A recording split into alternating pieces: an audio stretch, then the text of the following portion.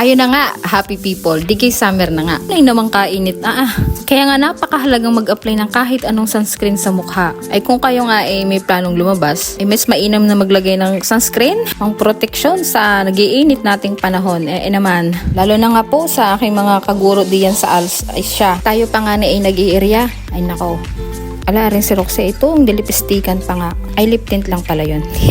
So ayun na nga mga happy people, yung unang vlog ko saya ako ay aba, ang ini-expect ko lang ang views 500. Salamat po sa inyong mainit na pagtanggap. Shoutout nga po sa mga nag-share, nag-like, nag-follow, syempre nag-comment na din, ganaman. Ari pa ang kwento, ako nga daw inahawig kay Kamangyan.